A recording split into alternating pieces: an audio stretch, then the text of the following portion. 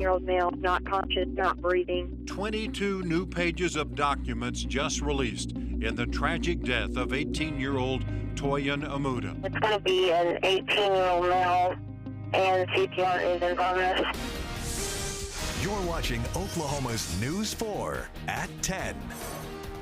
22 pages of documents released in the death of Toyin Amuda, an 18-year-old recent graduate of Deer Creek who was found dead in the pool of $1 million home after a party. The homecoming king died on June 16th at a home in the Bellagio neighborhood.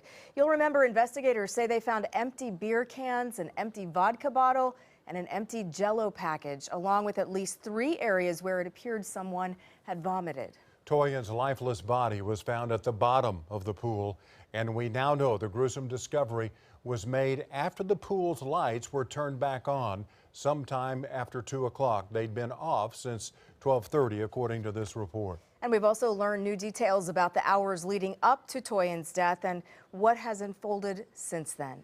News 4's Kaitor K is on the story for us. Kaitor. We've been combing through the new documents, search warrants for Amuda's car and cell phone. Investigators wanting to see if the items would provide any evidence related to Amuda's death or his possessing or consuming alcohol under the legal drinking age. Also in the documents, new details on the party that he drowned at. It's been a little more than a month since recent Deer Creek High School grad Toyin Amuda drowned in this upscale home in Deer Creek. Wake up asking ourselves if this is real. Devastating a family who's been pleading with the community to help them uncover the full truth of what happened the night of his death. New court documents reveal when investigators first arrived on the scene, they were told the homeowner's daughter was hosting a birthday party for one of her friends with her parents' permission. Those interviewed on the scene said there was no alcohol at the party and no one saw anyone bring alcohol to the party.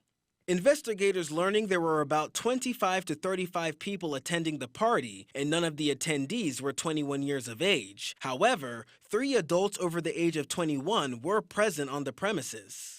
Witnesses describing the consumption of alcohol and marijuana by partygoers, including Toyin, who was also seen carrying a beer can during the party. One witness stated he arrived at the party early before the sun had set, and there was an abundance of alcoholic beverages on the various tables near the swimming pool, including Jell-O shots and beer.